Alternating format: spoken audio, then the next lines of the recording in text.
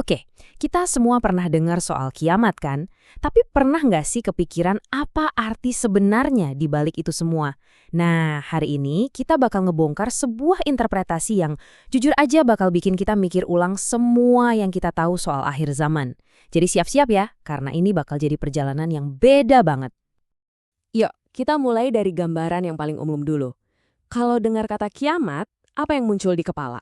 Pasti kan, kehancuran di mana-mana, langit runtuh, pengadilan massal buat semua orang, iya kan? Tapi, apa iya sesimpel itu ceritanya?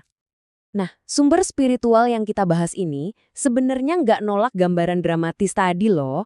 Mereka ngakuin kok kalau deskripsi kehancuran kosmik itu memang ada di banyak kitab suci. Tapi, nah ini dia kuncinya, ada tapinya.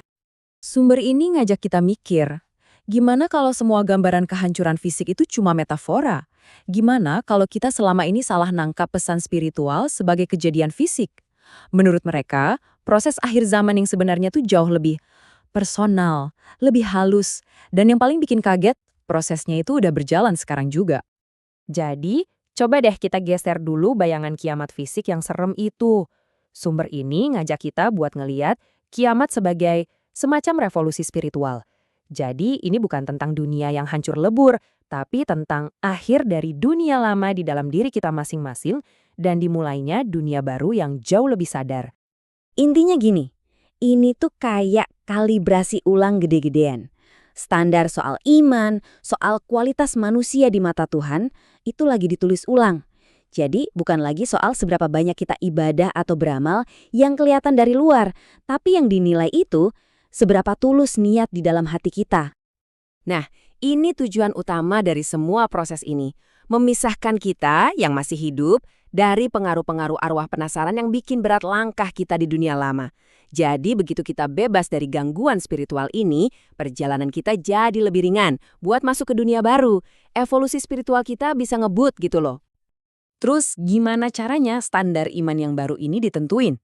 Nah, sumber ini ngasih kita bocoran soal proses yang luar biasa, namanya pengadilan rohani.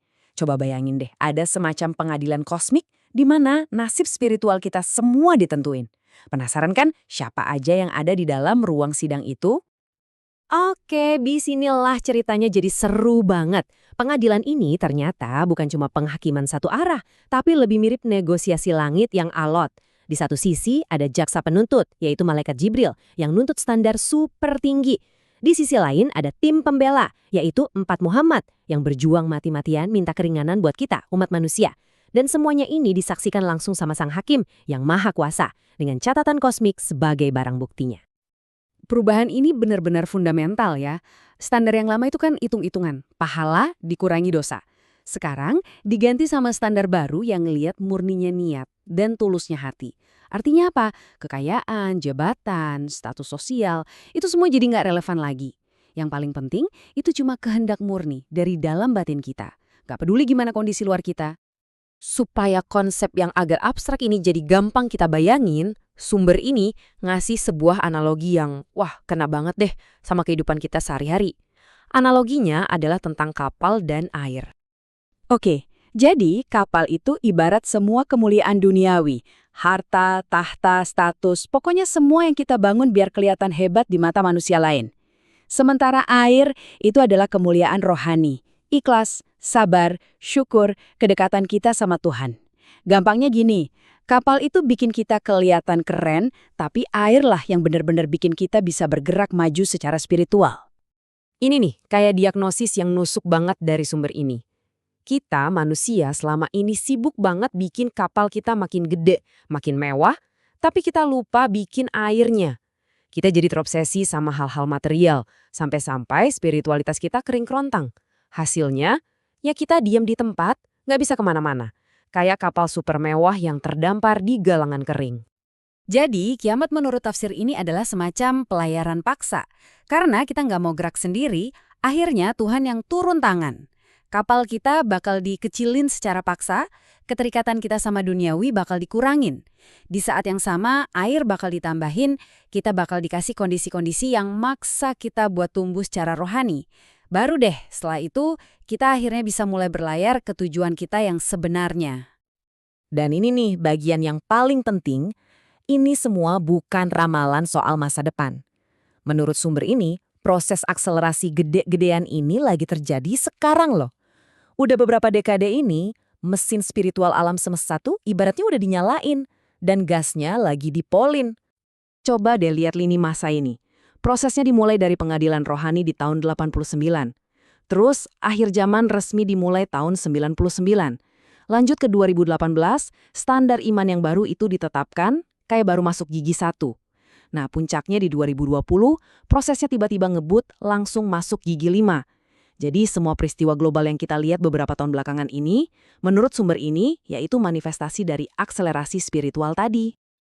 Terus, dampaknya buat kita apa dong? Nah, sumber ini bilang, kalau kita sekarang lagi ada di persimpangan jalan.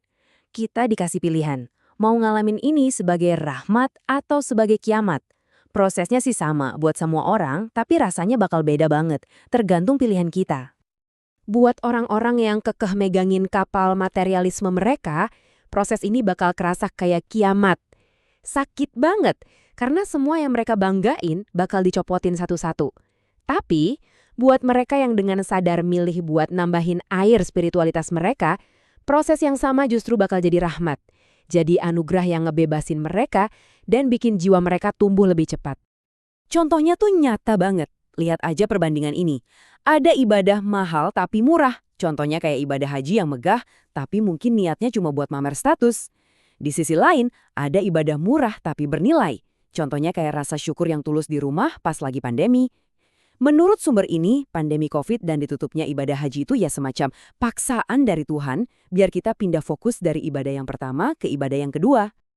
Jadi, pada akhirnya kita ditinggalin sama satu pertanyaan buat direnungin. Kalau proses ini emang beneran lagi terjadi, gimana cara kita milih jalan rahmat? Gimana caranya kita berhenti nempel terus sama kapal kita yang lagi tenggelam? Apa kita mau rela ngelepasin kemegahan duniawi demi kedamaian batin?